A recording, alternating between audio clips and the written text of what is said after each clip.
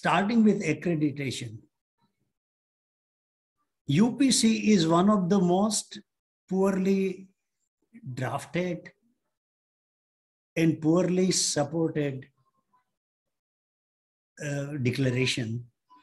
For example, California had declared kitchen wastewater as black water.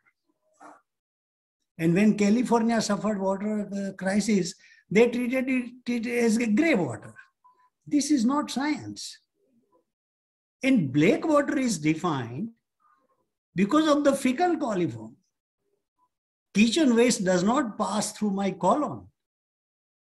So the very coliform definition has not been adequately addressed by UPC. And I had a discussion. I attended 2 sessions at the interval of 5 years. Then they gave me international accreditation. You have very well explained about the calcium and all that. But what about the colon flora? Colon flora needs certain hardness for them to flourish. Without that, entire B complex regulation in the human body, it will be compromised. Number 3, if 1000 TDS and all that, first of all, UPC does not, or even building code does not explain why 150 TDS. At one stage, USA had 70 TDS as acceptable norms and Europe had 100. Then with water crisis, USA made it to 100 and European standards raised it to 150. The point is, at 150 TDS and above, chlorine toxicity is finished. So if we at all talk about anything beyond 150 TDS, our entire world over sewage treatment plants go for a toss. No UPC ever writes that only UV treatment should be done for pathogen elimination. And there is no adequate pathogen elimination. We have seen it time and again, wherever there is epidemic or pandemic. Coming to gallbladder and kidney stones and all that, they are cholesterol, more than 50% cholesterol and 30% black pigment salts. It is oxalate. It is not calcium carbonate or bicarbonate or something like that. My point is, the hardness was decided keeping in view the laundry and boiler expenses, heating expenses.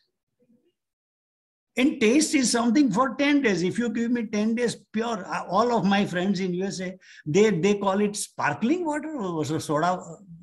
वो क्या बोलते हैं? What we call soda water, they call it sparkling water. Suppose if you give me RO water with, say, 10 ppm hardness, I will be uncomfortable for first 5-10 days. 11th day, I will be normal because my body accepts that taste. So taste bud and preference for hardness or acceptance of the taste is not recognized by molecules and cellular system of the system. Even there was a wave of softeners and people were using softeners in their house. Nobody says, why 1000 TDS? I was talking with Sureshji in the beginning. Rainwater, which is carboxylic acid and to some extent dilute sulfuric acid due to SO2 and CO2, we want to throw it into the deeper layers of the belly of the earth. They react with the stones and other calcium things, and then we pump it out and declare it as hard water. The pristine water nature gave us, we diverted to underground water through a tube well. So the soil reaction mechanism of the rainwater is completely compromised. And then on the other hand, we want to take it out. And then we talk about arsenic or cadmium and layered elimination. I mean, you see, we have screwed up the whole system. First of all, no rainwater is hard or having arsenic. And that is why any water quality will have to be addressed as a cycle through multilateral approaches. I would like to engage with you, Nimish Bhai, subsequently, because even sanitation and sewage, in my view, is not founded on a strong scientific foundation. Everybody talks about MPN count. And MPN count, sewage water has nothing to do with. Sewage water has something to do with the strongest indicator of treatment is coprostanol to cholesterol ratio.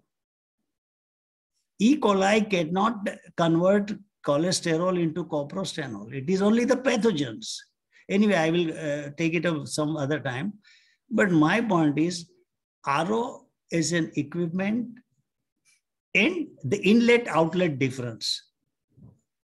That will be a very, very narrow angle to look at this.